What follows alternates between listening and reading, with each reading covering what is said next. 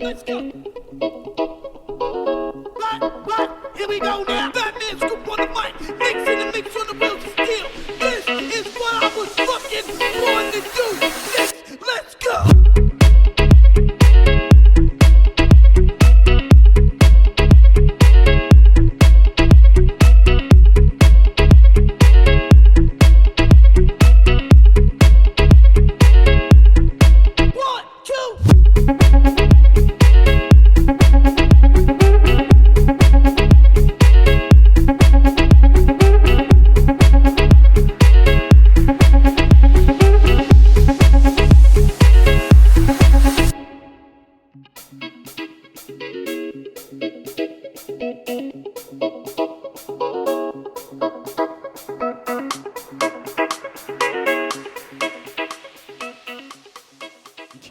Et on est en compagnie d'un auteur, bon je pense qu'il est un petit peu connu quand même, hein, donc monsieur Jean-Philippe Jaworski, que voici, que voilà.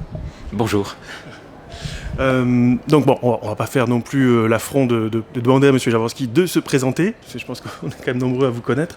Donc auteur de Gagner la guerre, Les récits du vieux monde, Les rois du monde aussi, plutôt cycle arthurien, et là dernièrement donc Le Chevalier aux épines qui vient de sortir chez Mouton Électrique, le premier tome, et le deuxième qui arrive dans 2 semaines, hein, si je dis pas trop de bêtises. Il arrive le 14 juin, oui. Voilà, donc c'est quand même assez rapide.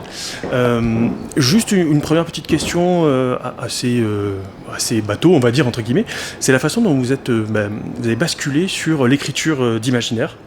Et puis je sais aussi que vous êtes un auteur de jeux de rôle. Juste en parenthèse, TDOM a été juste un tout petit carton sur la V2 chez Open Sesame Games. On vous remettra le lien dans la description vers la petite interview qu'on avait fait à l'époque. Donc voilà, pas mal d'écriture, que ce soit en littérature ou en jeu de rôle. Donc c'est quoi ce point de bascule qui fait que vous êtes passé sur l'écriture ? Alors, en fait, je suis plutôt passé sur le jeu depuis l'écriture, parce que l'écriture, c'est une très vieille névrose qui remonte à l'enfance. J'ai commencé à noircir des cahiers d'écolier avant mes 10 ans, et quand j'ai découvert le jeu de rôle, bien sûr, ça a été une illumination, puisque c'était la possibilité de partager des aventures, au lieu de les garder pour moi et d'éventuels lecteurs, et j'en avais pas beaucoup quand j'étais enfant ou ado. Donc, je suis passé de l'écriture au jeu de rôle, et puis ensuite, s'est opéré une circulation assez naturelle entre jeux de rôle et romans ou nouvelles, jusqu'au moment où l'écriture a phagocyté le loisir que je consacrais au jeu de rôle, ce dont je suis très frustré. Mais c'est d'abord l'écriture, puis le jeu de rôle, puis pendant longtemps en fait un mélange de jeu et d'écriture, et d'ailleurs mes premiers jeux et mes premiers textes, mes premières nouvelles en particulier, ont été publiés à peu près en même temps. Jusqu'au moment où les délais éditoriaux ont fait que j'ai eu beaucoup moins de temps à consacrer au jeu. Donc en jeu de rôle, un des premiers sur lesquels on peut parler, donc c'est Tiersage, donc qui est un jeu de rôle amateur, hein, et qui ne peut que rester amateur pour des questions de droit évidentes, on va dire ça comme ça, qui est Tiersage. Donc si vous pouvez nous en parler un tout petit peu. Alors Tiersage, c'est un jeu pour jouer en terre du milieu, donc au tiersage. Et en fait, à l'origine de ce jeu, il y avait eu l'arrêt de la gamme du jeu de rôle de la Terre du Milieu, chez ICE. Un jeu auquel j'avais beaucoup joué avec mes copains. Et j'avais d'abord traversé une phase de deuil devant l'arrêt de la gamme.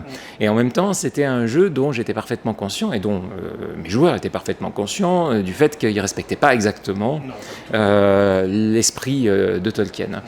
Et c'est ce qui m'a donné envie de bricoler un système de règles que j'espérais plus respectueux de l'esprit tolkienien. D'où Tiersage, qui est à l'origine un jeu maison, un jeu amateur, qui a été mis à la disposition d'autres joueurs et qui a assez bien tourné de façon amateur. Un petit peu.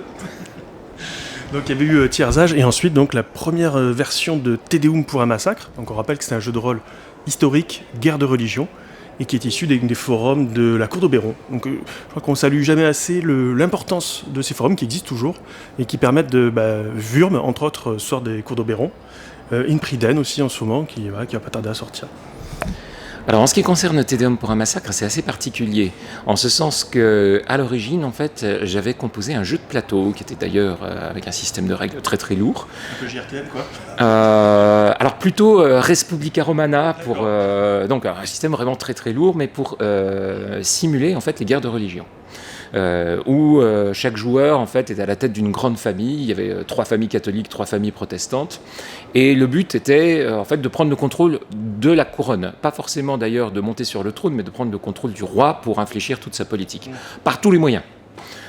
Par des moyens légaux, par des moyens illégaux, en trahissant, en assassinant, voilà, par absolument tous les moyens. J'avais fait jouer mon groupe de jeu, alors plutôt dans un système par correspondance pour leur permettre de négocier, donc un tour par semaine. Et mes joueurs étaient devenus des acharnés, hein, et je m'étais rendu compte à ce moment-là qu'il y avait probablement un potentiel pour du jeu de rôle et pas seulement du jeu de plateau. Pour ce qui est de Te Deum pour un massacre, je pensais vraiment à nouveau que ça ne pouvait être qu'un jeu maison, parce que c'était vraiment un jeu de niche en soi. Le jeu de rôle historique, c'est justement un peu Voilà, compliqué. voilà. Ça avait bien marché avec mes joueurs. Je l'avais diffusé donc sur la cour d'Oberon. En fait, alors que j'ai pas cherché à le faire publier, c'est Hicham Ayoub Bedran qui m'a contacté, lui, en me disant qu'il y avait un potentiel. J'y croyais pas, hein, mais qu'il y avait un potentiel qui m'a poussé à faire une réécriture du jeu pour en proposer une version commerciale, d'où la première édition de Te Deum. Chez Matago. Hein. Alors, il faut savoir que l'édition qui va paraître donc probablement à la fin de l'année ou au début 2024, en fait, c'est la 3e édition, parce qu'il y a eu 2 éditions chez Matago, et là, c'est la 3e édition chez Open Sesame Game, mais toujours avec Hicham à la tête du projet. On vous renverra vers, comme je disais, hein, l'interview de Hicham et puis d'Open Sesame pour en savoir plus sur le projet Te Deum. Moi, ce qui m'intéresserait justement, c'était aussi les rapports de création littéraire. Donc, comme vous disiez, pardon. Oui. Donc, comme tu disais, ce point de bascule qui fait que les projets éditoriaux font qu'ils prennent le pas sur l'écriture de jeux de rôle. L'écriture du Vieux Royaume, de Gagner la guerre, Janua Vera, etc. Est-ce que c'est quelque part aussi du jeu de rôle ou c'est vraiment quelque chose qui a été conçu tout à fait en dehors de ça, une création vraiment personnelle? Alors, ça vient du jeu de rôle. Puisque à l'origine, en fait, ça vient d'une petite campagne pour Donjons et Dragons 3, puis 3,5. Hein. Enfin, d'abord, ça a commencé avec 2, hein, puis progressivement, ça a monté en gamme avec les différentes variantes de Donjons. Et d'ailleurs, à l'origine de cette petite campagne, il y a quelque chose d'assez rigolo. Il y a un flameware sur forum entre les gens qui attaquaient Donjons en disant que ça n'était bon qu'à faire du PMT, donc du porte-monstre-trésor. Et d'autres comme moi qui disaient mais en fait c'est une mécanique de jeu dont on peut faire tout et n'importe quoi, y compris d'autres types de scénarios. Et plutôt que de m'enferrer dans une longue polémique stérile, j'avais voulu donner la démonstration et j'avais donc commencé à créer des scénarios où certes il y avait toujours un petit passage PMT, hein, bien traditionnel pour répondre aux attentes des joueurs, mais il y avait aussi de l'enquête, de l'investigation, du voyage, de la politique, etc. Et dans mon esprit, c'était uniquement un univers de jeu, calibré justement pour qu'il y ait un certain nombre de clichés qui permettent aux joueurs de se sentir tout de suite comme dans de vieux habits. Voilà. Or, j'ai eu un ami qui s'est expatrié, qui voulait initier des amis au jeu de rôle, qui m'a demandé si j'avais du matos de jeu. Je lui ai envoyé ses scénarios. Il a fait jouer, ça a bien marché, et cet ami, j'avais fait du théâtre en amateur avec lui, et il avait le nez pour sentir ce qui pouvait plaire au public, et dans son retour, il m'a dit, mais tu sais, là, il y a matière à plus que du jeu de rôle, tu peux en faire autre chose. Ça m'est resté dans un coin de l'esprit, et ensuite, j'ai récupéré ce matériau pour en faire le cycle du Vieux Royaume. Ce qui fait que même si là, j'ai vraiment plus le temps de jouer. En revanche, dans ma façon d'écrire, bien que il y ait aussi toute une série de contraintes et d'enjeux qui sont poétiques et littéraires que j'applique dans le cycle du Vieux Royaume, j'ai toujours certains principes de jeu que j'applique à la création de l'univers et à la narration. Il y a en particulier un principe de narration sur le point de vue, un point de vue subjectif que je vais adopter bien sûr à la première personne, pour la narration à la première personne, mais aussi pour la narration à la troisième personne, qui me vient de ma pratique de maître de jeu. Ne montrer aux joueurs que ce que leurs personnages voient ou perçoivent et conserver des angles morts dans la narration pour maintenir de la tension. Et ça, c'est vraiment un principe que j'ai appliqué en jeu et que je réinvestis en littérature. Oui. Ouais, c'est amusant parce que ça rejoint en fait pas mal de choses de ce dont des auteurs qui sont passés d'abord par le jeu de rôle avant l'écriture. Je pense à David Brie, Fabien Cerutti, Estelle Faye, enfin il y en a beaucoup en fait. Il y a beaucoup de rôlistes en littérature, je trouve, et qui appliquent effectivement les mêmes choses, c'est-à-dire qui se servent de ces mécaniques d'écriture de scénario pour ensuite... Et ben après c'est totalement différent bien sûr de l'écriture de roman, mais ça rejoint ce que tu dis effectivement. Et j'irais même au-delà. Alors oui, il y a énormément d'auteurs d'imaginaire actuels, qu'ils soient repentis ou non, qu'ils aient fait, qu'ils aient fait leur coming out ou non. Il y a énormément d'auteurs actuels qui sont passés par le jeu de rôle ou qui continuent d'ailleurs à jouer. Mais personnellement, je pense que la circulation entre jeu et littérature est plus ancienne. Elle est ancienne à la formalisation même du jeu de rôle. Et j'en vois d'ailleurs l'illustration dans certains phénomènes de la littérature médiévale. Je suis dedans en ce moment. On a vu des cours, en particulier la cour anglaise au XIIIe siècle, mais aussi en France, des cours seigneuriales qui jouaient des romans arthuriens, en particulier en tournoi, en banquet et en tournoi. Et on a des romans, en particulier des romans du XIIIe siècle, qui sont en fait des comptes rendus de parties, mais des comptes rendus de parties de tournois.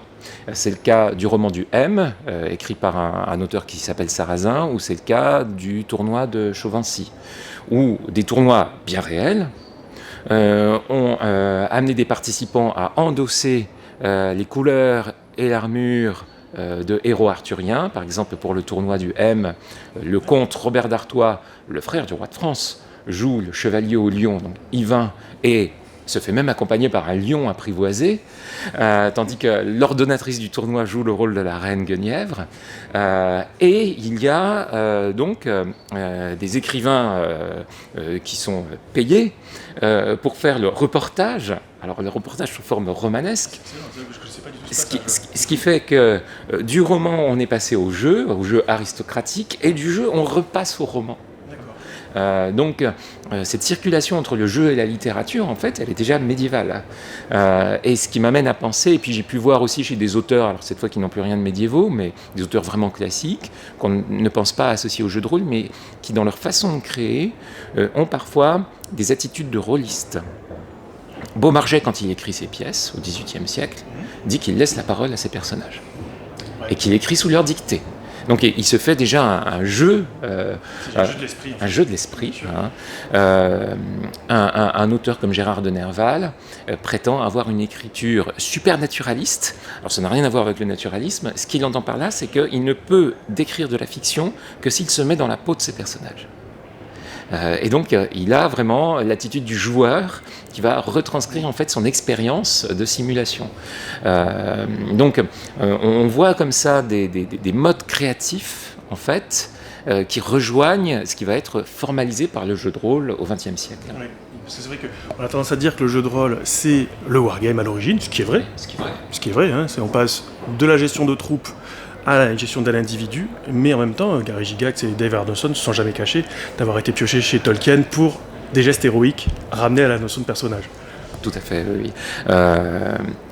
Du reste, il me semble même percevoir parfois, par exemple chez Tolkien, cette préparation à la pulsion rôliste, hein, dans la minutie avec laquelle il va créer l'univers, le monde, les cartes, et puis aussi dans le rapport très particulier qu'il a avec certains personnages, puisque bon, il y a des auteurs, bon, bien sûr Humphrey Carpenter, son biographe, mais aussi je pense à John Garth pour Tolkien et la Grande Guerre, montre la façon dont à l'origine de son légendarium, il y a parfois une identification avec certains des personnages initiaux, comme Ariel par exemple, hein.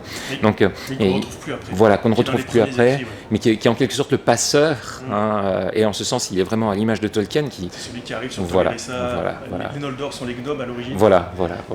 Et donc il y a vraiment un substrat littéraire à ce qui va devenir l'imaginaire rôliste. Pour revenir un petit peu donc, sur ce que tu écris dernièrement, donc il y a Le Chevalier aux épines qui vient de sortir, le premier tome, donc le deuxième, comme on disait, il va arriver. Est-ce que tu peux nous en parler juste un petit peu pour pitcher rapidement les romans? Alors, Le Chevalier aux épines s'intègre dans le cycle du Vieux Royaume, donc un univers secondaire médiéval et Renaissance. Et en ce qui concerne Le Chevalier aux épines, en fait, on est dans un duché féodal, le duché de Bromael, où le duc Ganelon vient de répudier et d'emprisonner son ex-épouse, la duchesse Odéarde, en l'accusant d'adultère. Il l'a accusé d'adultère avec un chevalier, le chevalier aidant de Vaumacelles. Pour la petite histoire, Vaumacelles, en ancien français, ça veut dire le Val du Massacre. Donc, Ça promet des joyeusetés. voilà. Donc, il a accusé donc, la duchesse d'adultère avec le chevalier de Vaumacelles. Ils auraient eu une aventure, justement, au cours d'un tournoi. Il a convoqué, au cours du procès, le chevalier qui ne s'est pas présenté. Et le chevalier, un an plus tard, revient. Il était à l'étranger. Comme une fleur. Il revient comme une fleur. Et en fait, il est couvert d'infamie par les deux partis. C'est-à-dire aussi bien le parti qui continue à soutenir l'honneur de la duchesse, qui considère qu'il a trahi la duchesse, que le parti ducal qui considère qu'il a donc trahi le couple ducal et l'autorité ducale. Et le chevalier prétend revenir en fait pour rétablir son honneur et celui de la duchesse. Mais il semble occupé aussi à une quête un peu bizarre. Il poursuit des enfants disparus, en plus des enfants qui ne sont même pas des enfants nobles mais des enfants de paysans, ce que ses confrères et consoeurs de l'aristocratie ne comprennent pas. Et petit à petit, il semble que soit liée aussi bien cette histoire de disparition que cette histoire de répudiation. Derrière tout ça, il y a sans doute aussi une conspiration venue de l'étranger pour déstabiliser le duché. Ça promet encore de bonnes joyeusetés dans le Vieux Royaume. Voilà. Et est-ce qu'il y avait aussi cette volonté d'investir le champ arthurien, des classiques de fantasy qu'on connaît tous, avec justement les récits donc ça c'est le Roi du Monde. Oui. Alors, Roi du Monde. Roi du Monde, ouais, cette fois-ci. Alors oui, même si Roi du Monde, par contre, c'est une fantaisie historique qui, là, se déroule pendant la très haute Antiquité, puisque ça se déroule, en fait, à la fin du 7e siècle, au début du 6e siècle, avant notre ère. Roi du Monde, en fait, est inspiré par une toute petite page de Tite-Live, qui, dans l'histoire romaine, dit le premier envahisseur gaulois en Italie n'était pas Brennus, qui a mis une pilée aux Romains à la bataille de l'Allia, mais le premier envahisseur, en fait, c'était un certain Bellovèze, qui est arrivé en Italie du Nord à l'époque de Tarquin l'Ancien. Puis il explique rapidement que c'était parce qu'il y avait des problèmes de surpopulation en Gaule, ce qui est l'explication traditionnelle pour toutes les migrations chez les historiens grecs et chez une partie des latins. Et puis il n'en dit rien de plus. Et donc je me suis emparé de ce personnage et j'ai décidé de raconter sa vie à la première personne, c'est-à-dire qu'il est le protagoniste, qui n'écrit pas, puisqu'il est illettré, mais qui raconte. C'est une tradition orale. Voilà. Mais vous avez tu as raison, pardon. C'est le tuvoiement ou le voutoiement. Mais effectivement, il y a un rapport assez étroit avec la matière de Bretagne. Alors, pour quelle raison ? Il m'a fallu recréer une société celte de l'âge du fer, sur laquelle, en fait, on n'a pas de documentation historique directe. C'est ce qu'on appelle une société proto-historique, c'est-à-dire qu'on a des témoignages par des historiens de civilisations alphabétisées, latin et grec, mais plus tardifs en plus, beaucoup plus tardifs que les événements rapportés, mais on n'a pas de texte produit par les Celtes, de cette époque en tout cas. Donc j'ai été puisé en fait dans la matière de Bretagne un certain nombre de motifs qui pouvaient venir de l'Antiquité, et je les ai archaïsés, au lieu de les moderniser. D'accord. Voilà, un mouvement arrière. Alors, par exemple, en reprenant des noms brittoniques, c'est-à-dire des noms gallois ou bretons du Moyen-Âge, et en revenant à leur forme gauloise. Donc, en retournant en arrière. Et j'ai fait la même chose avec un certain nombre de motifs légendaires qu'on va trouver dans la littérature médiévale, du Pays de Galles ou de la matière de Bretagne. Voilà. Et je les ai archaïsés. Par un petit exemple, dans le premier volume du cycle, Même pas mort, il y a une rencontre entre Bellovèze assez tard dans le roman, d'ailleurs, je vais spoiler. Il y a une rencontre entre Belovez et la déesse Epona. Epona Rigantona, c'est-à-dire la déesse jument. Rigantona est le surnom qui signifie la grande reine. Donc c'est en termes techniques l'épiclès, c'est-à-dire le surnom divin qui permet de l'identifier comme étant une divinité. Et cette scène de rencontre, en fait, elle m'a été inspirée par un conte gallois du Moyen-Âge. Le conte de Pwyll, où le prince Pwyll va rencontrer la fée Rhiannon. Or, Rhiannon, c'est la forme galloise médiévale de Rigantona. Donc, à partir du moment où il y avait finalement le même nom mais qui avait évolué, j'ai décidé de reprendre le motif du conte et de l'archaïser. Voilà. Sources qu'on ne connaît pas trop, mais on pense être les... D'imaginer que ça pouvait être la source. Et j'ai travaillé sur pas mal de motifs de cette façon-là. Par exemple, pour réinventer une tradition bardique, puisqu'il y a un barde qui est présent et qui est très important dans ce cycle, puisqu'on n'avait pas de récit datant de cette époque-là, souvent j'ai repris des contes comme ça de la matière de Bretagne que j'ai archaïsés. Oui, parce que j'allais dire, les seuls récits qu'on pourrait avoir de cette époque, c'est éventuellement les voyages de Pythéas.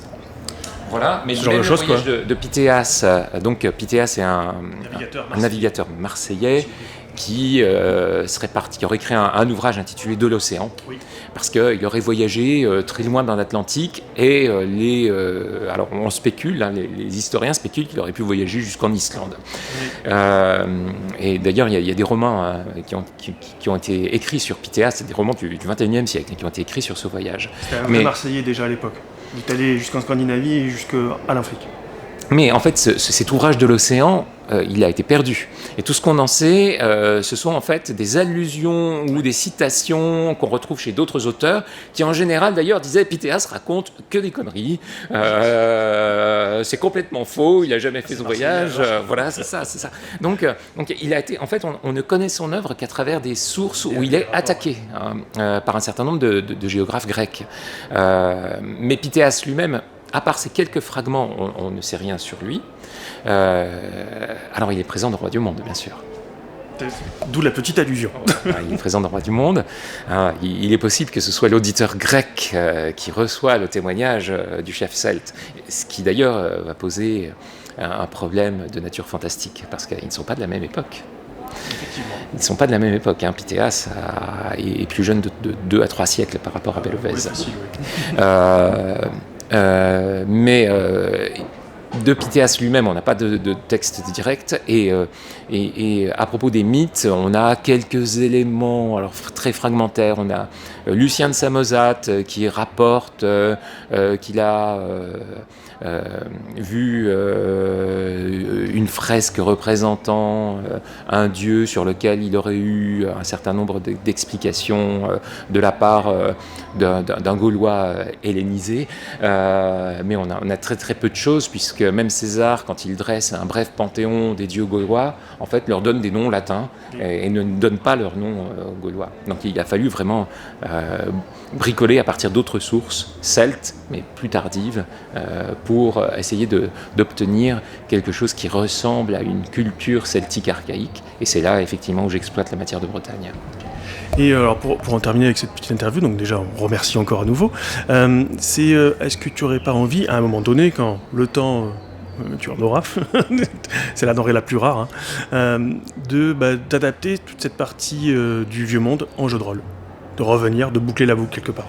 Alors c'est plus qu'une envie, c'est une frustration, bien sûr, j'ai cette envie. En fait, j'ai déjà des notes. Le problème, c'est que c'est des notes que je prends de temps en temps de façon éparse, qui s'étalent sur des années, avec des idées de jeu qui tombent vite en désuétude, dans la mesure où les systèmes de jeu évoluent très très vite, les principes de jeu évoluent très très vite. Il faudrait vraiment que j'ai effectivement un moment pour me poser, pendant quelques mois, pour mettre tout ça au propre, d'autant plus que j'ai pas mal d'idées au niveau du système, pour restituer en particulier le caractère un peu fantastique de la magie dans le Vieux Royaume, puisqu'en fait la magie est souvent très discrète. Et justement, j'avais des idées de système pour conserver une certaine ambiguïté sur les capacités de certains personnages, voire pour faire de certains personnages des magiciens qui s'ignorent. C'est-à-dire qui ont un don, mais qui ne l'ont pas encore conscientisé, qui ne l'ont pas travaillé, et qui de temps en temps donc, vont se dépasser, mais de façon un peu accidentelle ou empirique. Mais pour l'instant, j'ai pas le temps, surtout là, avec une trilogie à sortir en très très peu de temps, même si elle est très, très avancée, là. On ne vous a pas montré les chaînes à laquelles M. Jaworski est attaché pour les moutons électriques. Parce que ça débite du mot, on va dire ça comme ça. Disons que les volumes de Roi du Monde sont des volumes, oui, de Roi du Monde, mais là, les volumes du Chevalier aux épines sur lesquels je travaille en ce moment sont de gros volumes, puisque là, en fait, chaque volume fait en gros 1 million de signes. Donc, 500 pages, un peu plus de 500 pages en grand format. Alors bon, j'espère quand même pouvoir, plutôt tôt que tard, me dégager un peu de temps pour passer à cette adaptation. Bon, de toute façon, je pense qu'on aura l'occasion de se revoir, de rediscuter sur les rapports littérature, jeux de rôle, que ce soit sur la chaîne ou ailleurs en interview. Donc on te remercie énormément, puis on te souhaite un bon salon. Il y a pas mal de conférences dans une cet après-midi à 16h, là on va aller faire un petit tour d'ailleurs. Voilà. Effectivement sur jeux et histoire, avec comme par hasard. Des universitaires qui vont parler de jeux et d'histoire et de jeux et d'histoire. Donc merci beaucoup, et puis à bientôt sur un Indécent Podcast.